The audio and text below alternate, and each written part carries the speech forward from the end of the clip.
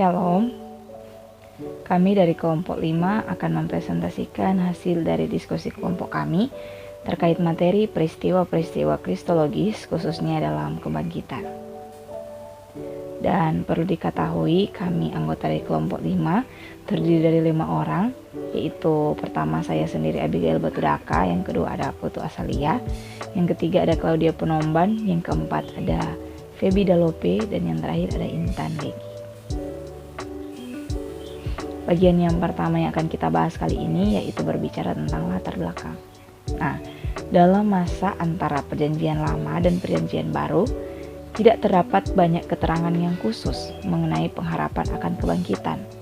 Walaupun kepercayaan itu diungkapkan secara lebih jelas, misalnya dalam 2 Makabe 7 ayat 13 dan seterusnya, dan dalam pasal yang ke-12 ayat 43 sampai ayat 44, merindukan adanya kebangkitan tubuh secara individu, tetapi pada masa ini tidak terlihat adanya kesan bahwa Mesias diharapkan akan bangkit dari antara orang mati. Perbedaan antara kematian tubuh dan keberadaan jiwa yang terus berlangsung dinyatakan dalam kebijaksanaan 15 ayat 18, Jubilees 2 ayat 24, dan 4 Makabe 13 ayat 16 serta ayat 15 ayat 2 dan pasal 17 ayat 58. Gagasan ini lebih bersifat Yunani dibandingkan daripada Yahudi, dengan penekanannya pada kekekalan jiwa. Kitab Yesus bin Sirak tidak konsekuen mengenai hidup yang kekal, karena pernyataan dalam pasal yang ke-17 ayat 31 menyangkalnya, tetapi dalam pasal 19 ayat 19 menjanjikannya. Pertentangan semacam ini terlihat juga dalam perbedaan pendapat antara orang-orang Yahudi pada masa perjanjian baru. Orang-orang Saduki menyangkal, sedangkan orang-orang Farisi mempertahankan adanya kebangkitan yang bisa kita lihat dalam Matius 22 ayat 23 dan seterusnya. Dan Kisah Para Rasul 23 ayat 8 juga memperlihatkan pertentangan ini. Gagasan mengenai kebangkitan secara umum lebih jelas terlihat dalam beberapa kitab apokaliptik Yahudi, walaupun sekali lagi di sini tidak dikatakan secara khusus bahwa Mesias akan bangkit. 4 Esra 4 ayat 27 sampai 30 menyatakan bahwa Mesias akan mati setelah memerintah selama 400 tahun. Tetapi hal ini diikuti oleh kebangkitan umum dan penghakiman, dan rupanya Mesias termasuk di dalamnya. 2 perikop dalam 2 Baruk menyebutkan tentang kebangkitan yang akan datang, yang bisa kita lihat pada pasal yang ke-30 ayat 2 sampai 5 dan ayat 49 sampai 52. Agaknya tidak pasti kepentingan apa yang dapat diperoleh dari keterangan-keterangan ini, karena kedua kitab tersebut merupakan hasil dari akhir abad ke-1 sesudah Masehi. Dapat dikatakan bahwa walaupun tulisan-tulisan apokaliptik Yahudi secara kabur tertarik pada gagasan mengenai kebangkitan, namun gagasan itu muncul dalam banyak bentuk dan seringkali dalam bentuk-bentuk yang bertentangan. Selanjutnya, Kisah Para Rasul.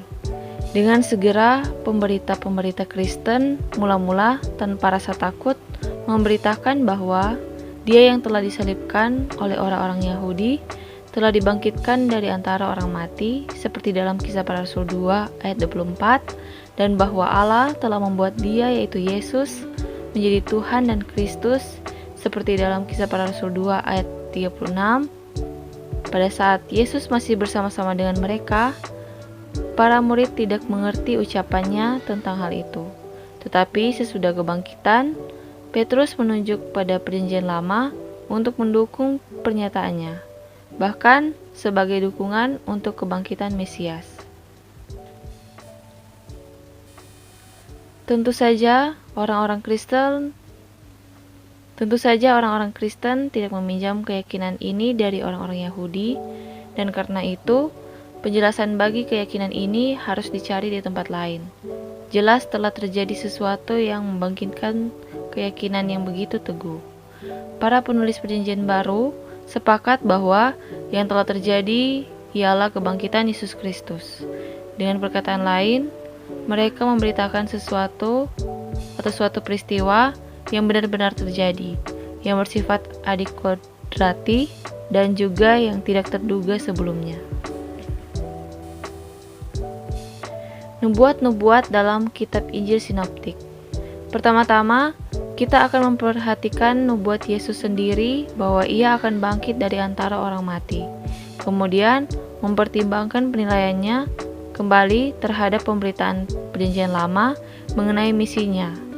Ketiga, nubuat mengenai penderitaan Yesus dalam kitab-kitab Injil Sinoptik. Masing-masing dihubungkan dengan jaminan akan terjadi kebangkitan, seperti dalam Matius 16 ayat 21, Markus 8 ayat 31, Lukas 9 ayat 22, Matius 17 ayat 22 sampai 23, Markus 9 ayat 31, Matius 20 ayat 19, Markus 10 ayat 34, dan juga Lukas 18 ayat 33. Markus menuliskan dalam tanda kutip setelah 3 hari, sedangkan Matius dan Lukas menuliskan pada hari yang ketiga. Tetapi ketiga penulis berkata dengan jelas bahwa kebangkitan akan segera terjadi setelah penderitaan. Kenyataan bahwa nubuat ini diberikan sebanyak 3 kali mungkin berarti bahwa Yesus mengetahui sebanyak 3 kali. Kenyataan bahwa nubuat ini diberikan sebanyak 3 kali mungkin berarti bahwa Yesus mengetahui tentang betapa sulitnya bagi murid-muridnya untuk menerima gagasan tentang kebangkitan. Kenyataan ini terbukti benar. Peristiwa kebangkitan. Yang pertama, fakta bahwa Yesus benar-benar mati diterima oleh semua ahli, bahkan oleh mereka seperti Bultmann yang menyangkal bahwa kita dapat mengenal Yesus sebagai pribadi dalam sejarah. Lagi pula, kematian dalam bentuk penyaliban tidak dapat disangkal sebagai fakta sejarah.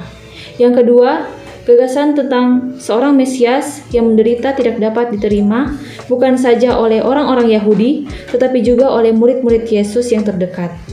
Teguran Petrus yang kasar terhadap Yesus pada saat ia mengatakan tentang penderitaannya memperlihatkan bahwa seluruh gagasan itu sama sekali tidak dapat diterima. Karena itu, tidaklah mengherankan bahwa murid-murid dikatakan melarikan diri pada waktu Yesus disalib. Yang ketiga, semua kitab Injil menyaksikan kubur yang kosong. Hal ini sendiri bukan merupakan bukti terjadinya kebangkitan, tetapi merupakan bagian dari kebangkitan itu yang memerlukan penjelasan. Seandainya jenazah Yesus dapat ditemukan, maka kepercayaan akan kebangkitan Yesus pasti mustahil. Pernyataan yang tegas dalam 1 Korintus 15 ayat 4 bahwa Kristus telah dikuburkan dan telah dibangkitkan pada hari yang ketiga tentu mendukung pernyataan tentang kubur yang kosong. Yang terakhir, yang keempat, sejumlah peristiwa penampakan diri Yesus kepada murid-muridnya juga dicatat sebagai peristiwa-peristiwa yang betul-betul terjadi. Ia memperlihatkan dirinya kepada orang-orang secara pribadi maupun kepada kelompok-kelompok. Dan pada suatu peristiwa, ia menampakkan diri kepada lebih dari 500 orang, seperti dalam 1 Korintus 15 ayat yang ke-6. Surat Ibrani. Karena itu, diterimanya fakta tentang kebangkitan yang sudah terjadi merupakan dasar bagi pelayanan Yesus sekarang sebagai pengantara. Pernyataan dalam Ibrani 4 ayat 14 yang telah melintasi semua langit, memperluas tema kebangkitan sehingga mencakup kenaikan dan memusatkan perhatian pada pendekatan yang terus-menerus dari imam besar kita kepada Allah. Hal ini berbeda sekali dengan imam-imam besar keturunan Harun yang memiliki pendekatan yang sangat terbatas. Pada waktu menggambarkan asas-asas pertama dari ajaran tentang Kristus dalam Ibrani 6 ayat 1 dan seterusnya, penulis memasukkan pernyataan kebangkitan orang-orang mati, yang tentu mengandung suatu keterangan tidak langsung mengenai kebangkitan Kristus, walaupun keterangan yang utama ditunjukkan pada kebangkitan orang-orang percaya.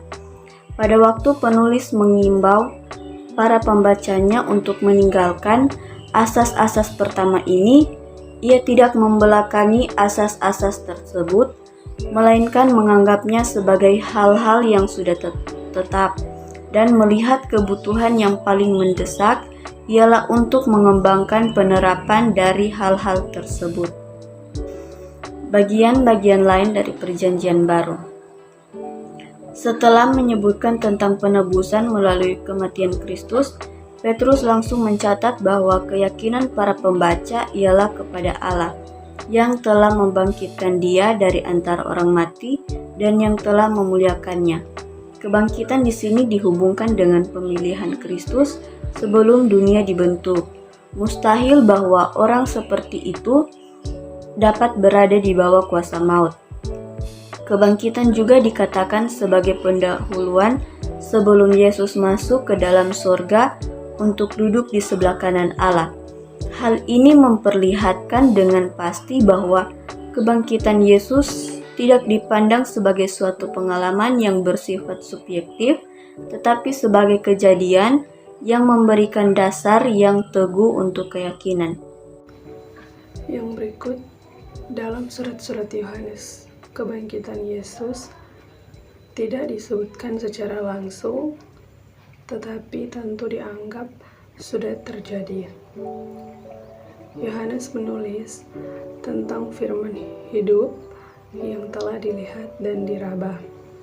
Kita bisa lihat dalam 1 Yohanes 1 ayat 1.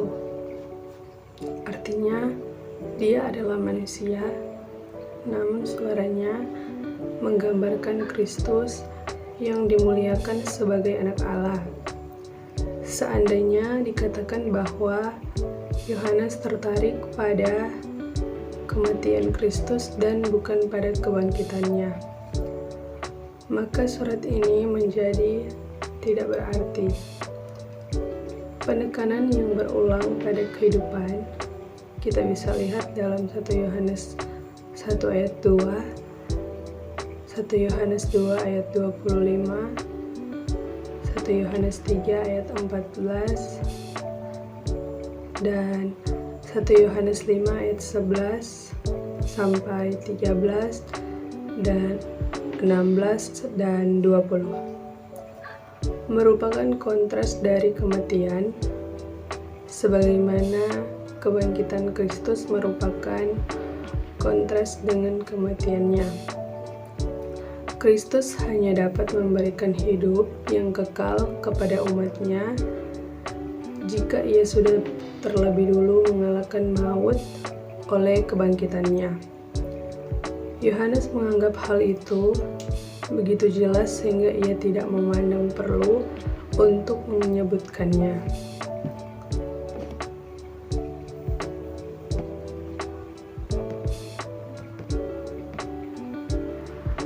Dalam Wahyu 1 ayat 5, Yesus digambarkan sebagai yang pertama bangkit dari antara orang mati.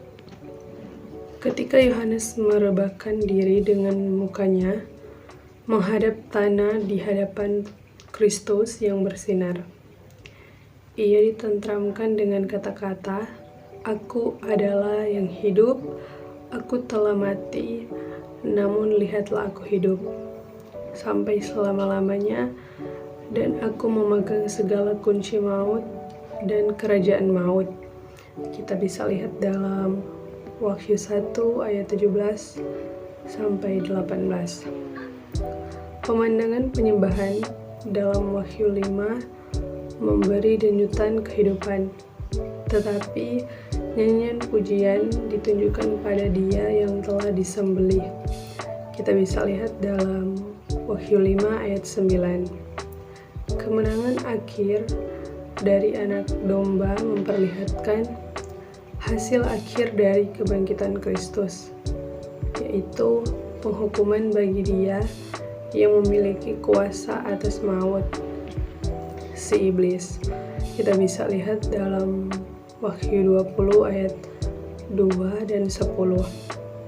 Dan pembinasan maut dan kerajaan maut, kita bisa lihat dalam Wahyu 20 ayat 12. Yang berikut, pentingnya kebangkitan dalam kristologi. Kebangkitan juga menghubungkan pribadi Kristus dengan pekerjaannya.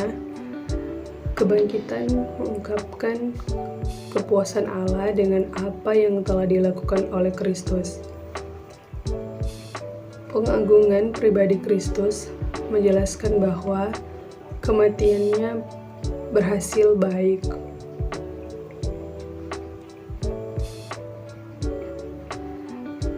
Seandainya Kristus itu dibangkitkan, maka tidak akan ada kepastian bahwa kematiannya telah menghasilkan sesuatu apapun. Seperti yang dikatakan oleh Paulus, manusia akan tetap tinggal dalam dosa-dosanya. Kita bisa lihat dalam 1 Korintus 15 ayat 17. Karena itu jelaslah bahwa kebangkitan sangat diperhatikan, sangat diperlukan untuk keselamatan manusia. Selanjutnya, kebangkitan itu merupakan dasar keyakinan bahwa Kristus menaruh perhatian yang terus-menerus pada kesejahteraan umatnya dan mendoakan mereka. Kedudukannya yang ditinggikan, yang dicerminkan oleh gelar-gelar yang diberikan kepadanya dan pernyataan-pernyataan yang khusus mengenai tempatnya di sebelah kanan Allah, mempunyai hubungan langsung dengan karya yang sekarang. Kedaulatan Kristus tidak terbatas, demikian pula kemampuannya untuk bertindak secara efektif demi kepentingan umatnya dalam pelayanannya yang terus-menerus.